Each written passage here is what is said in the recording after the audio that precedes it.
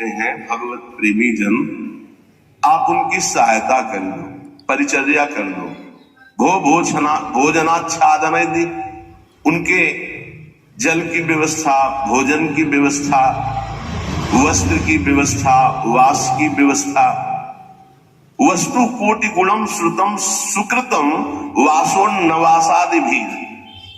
वस्त्र है, अन्न है, जल है, व्यवस्था उनके रहने की। तो बोले जो ऐसा करता है तो अन्य जगह से करोड़ गुना बढ़कर उसको यहां लाभ मिलता है। वस्तु कोटि गुणम श्रुतम सुकृतम, सुकृतम माने मतलब पुण्य।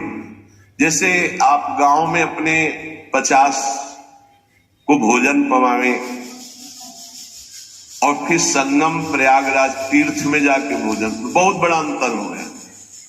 फिर काशीपुरी में, द्वारिकापुरी में, अयोध्यापुरी में, मथुरापुरी में, कांचीपुरी में, अवंतिकापुरी में, इनमें पवाए तो उससे भी बहुत बड़ा अंतर पड़ा, बड़ा लाभ मिलेगा।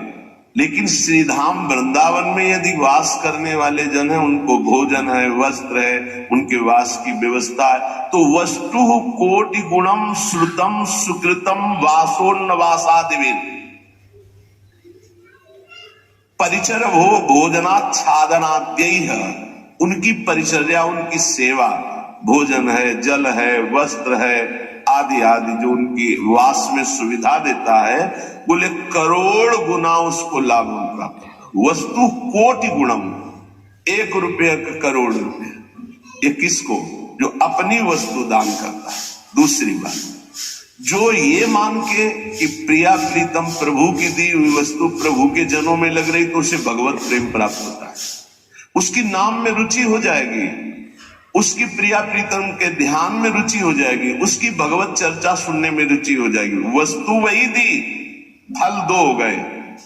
एक हो गया प्राकृतिक फल, 1 रुपए का 1 करोड़ वापस मिलेगा, और एक हो गया कि वही वस्तु दी और भगवत प्रेम मिलेगा। नाम में प्रीति, धाम में प्रीति, लीला में प्रीति, प्रिया प्रीतम में प्रीति।